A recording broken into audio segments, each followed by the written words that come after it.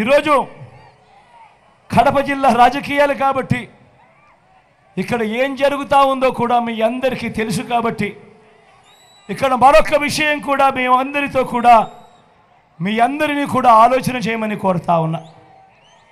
ఇవాళ మీ అందరికీ చెప్తా ఉన్నా, నేను ఎప్పుడూ అంటూ ఉంటా, కడప జిల్లాలో ఉన్నంత రాజకీయ చైతన్యం ఆంధ్ర రాష్ట్రంలో బహుశా అతి కొద్ది జిల్లాలకు మాత్రమే ఉంటుందని.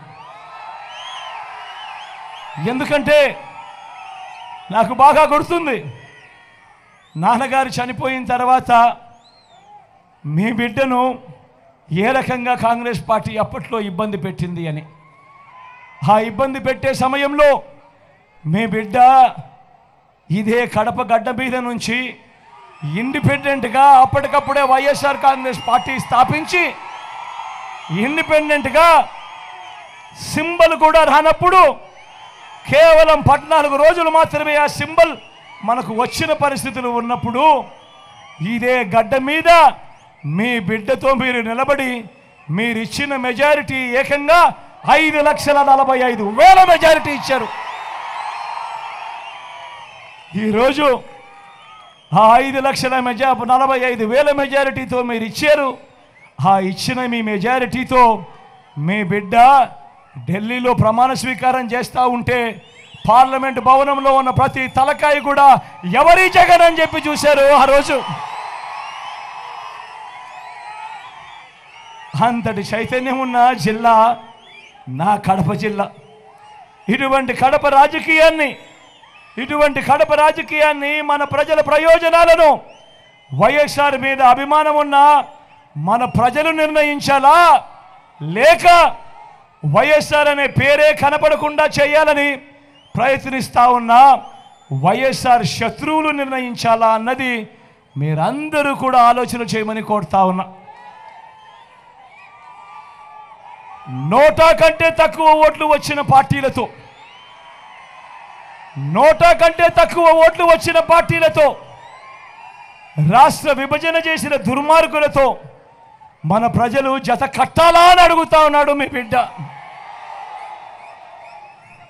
రాజకీయంగా వైఎస్ఆర్ కుటుంబాన్ని అనగదొక్కాలని దేశంలో ఉన్న అన్ని వ్యవస్థలను మన మీద ప్రయోగించి మీ బిడ్డ మీద ప్రయోగించి వారితోనే కలిసిపోయి అదే కాంగ్రెస్ అదే టీడీపీతో కలిసిపోయి ప్రత్యక్షంగా ఒకరితోనూ పరోక్షంగానూ ఇంకొకరితోనూ కలిసిపోయి వైఎస్ఆర్ అనే పేరే కనపడకుండా చెయ్యాలనే కుట్రలో వీళ్ళందరూ కూడా క్రియాశీలకంగా పాత్ర పోషిస్తూ ఉంటే నేను అడుగుతా ఉన్నా, ఇలాంటి వాళ్ళ వైఎస్ఆర్ వారసులు అని ఒక్కసారి మీరందరూ కూడా ఆలోచన చేయమని కోరుతా ఉన్నా. వైఎస్ఆర్ గారి మరణం తర్వాత, నాన్నగారి మరణం తర్వాత ఆయన పేరును ఆయన రెప్యుటేషన్ను సమాధి చేయాలని చూసిన పార్టీ, ఆయన పేరును ఛార్జ్షీట్లో పెట్టిన పార్టీ ఆయన కొడుకును అన్యాయంగా 16 నెలలు జైల్లో పెట్టారు. నేను అడుగుతా ఉన్నా, నా 16 నెలలు నాకు ఎవరిస్తారు అని అడుగుతా ఉన్నా. ఇంత అన్యాయంగా జైల్లో పెట్టిన పార్టీ ఇప్పుడు రాజకీయ స్వార్థం కోసం మరింత బరి తెగించి ఆ ఛార్జ్షీట్లో వైఎస్ఆర్ గారి పేరునట నాన్నగారి పేరునట మనంతట మనమే పెట్టించామంట ఛార్జ్షీట్లో. ఇంతటి దుర్మార్గంగా ఈ మాదిరిగా ఆలోచనలు చేస్తూ ఇంతటి దుర్మార్గంగా అబద్ధాలను కూడా ప్రచారం చేస్తూ ఉన్నారు అని అంటే ఆలోచన చేయమని అడుగుతా ఉన్నా. అసలు ఈ పార్టీకి మానవతా విలువలు ఉన్నాయా అని, అసలు ఈ పార్టీకి కృతజ్ఞత అనే పదానికి అర్థం తెలుసా అని ఒక్కసారి ఆలోచన చేయమని కోరుతా ఉన్నా. ఏమాత్రం లేని పార్టీ ఇప్పుడు ఇన్ని సంవత్సరాలకు నాన్న చనిపోయింది 2009. ఆ తర్వాత ఆ కుటుంబాన్ని వాళ్ళు ఏ రకంగా ఇబ్బందులు పెట్టారు అని మీ అందరికీ కూడా తెలుసు. ఈరోజు ఇన్ని సంవత్సరాల తర్వాత ఈరోజు ఇప్పుడు నాన్న సమాధి దగ్గరికి వస్తారంట, ఇడుపులపాయకు వస్తారంట, నాన్న సమాధి దగ్గరికి వస్తారట, చూడడానికి వస్తారట, ఢిల్లీ నుంచి వస్తారట. ఇన్ని సంవత్సరాల తర్వాత వస్తారట, ఎన్నికల వేళ వస్తారట. ఎన్నికల కోసం వస్తారట. ఆలోచన చేయమని అడుగుతా ఉన్నా. ఆ పార్టీకి ఆంధ్రప్రదేశ్ ప్రజలు, వైఎస్ఆర్ గారి అభిమానులు ఏనాడో సమాధి కట్టారు. ఆ పార్టీకి ఆలోచన చేయమని అడుగుతా ఉన్నా. కాంగ్రెస్కు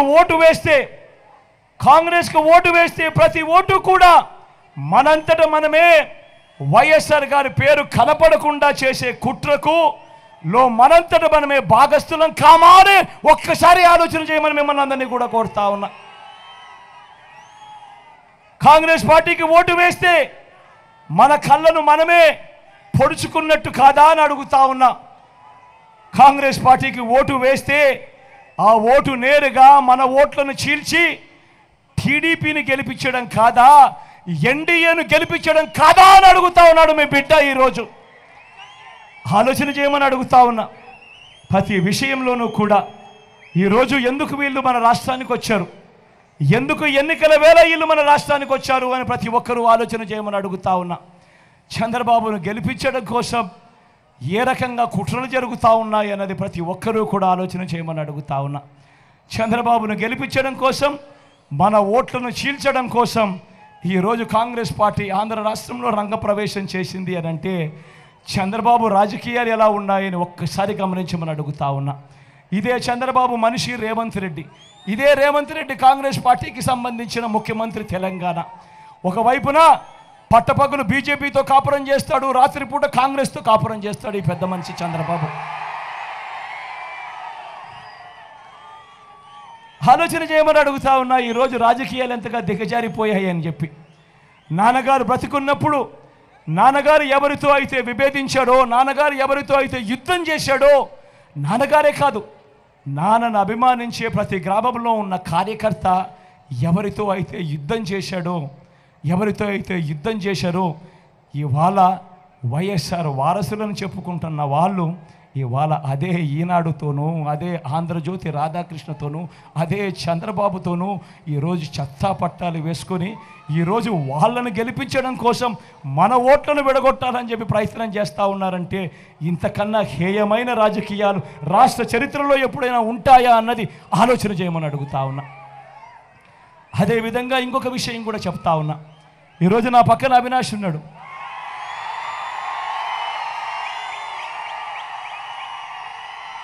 మాకన్నా చాలా చిన్న పిల్లోడు, నాకన్నా 13 ఏళ్ళ చిన్న పిల్లోడు. ఈ పిల్లోడు నిజంగా నాకన్నా 13 ఏళ్ళ చిన్న పిల్లోడు, మా అందరికన్నా చిన్నోడు.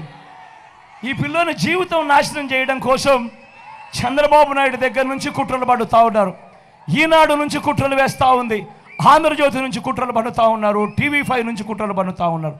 వీళ్ళందరి కుట్రల్లో భాగంగా కడప జిల్లాలో ఒక రాజకీయ వాక్యూమ్ క్రియేట్ చేయాలని, ఆ రాజకీయ వాక్యూమ్లోకి వాళ్ళు రావాలని ఈరోజు కుట్రలు పన్నుతూ ఈ పిల్లాడి జీవితం నాశనం చేయడానికి ఇన్నిన్ని అడుగులు వేస్తూ ఉన్నారంటే వీళ్ళంతా మనుషులేనా అని చెప్పి మీ అందరి సమక్షంలో అడుగుతా ఉన్నా. అవినాష్ ఎలాంటి వాడో మీ అందరికీ తెలుసు, అవినాష్ ఎలాంటి వాడో నాకు తెలుసు. అవినాష్ మీద నాకు నమ్మకం ఉంది, అవినాష్ మీద మీ అందరికీ నమ్మకం ఉంది. అవినాష్కు గొప్ప మెజారిటీతో గెలిపించమని చెప్పి కోరుతా ఉన్నాను మీ అందరినీ కూడా.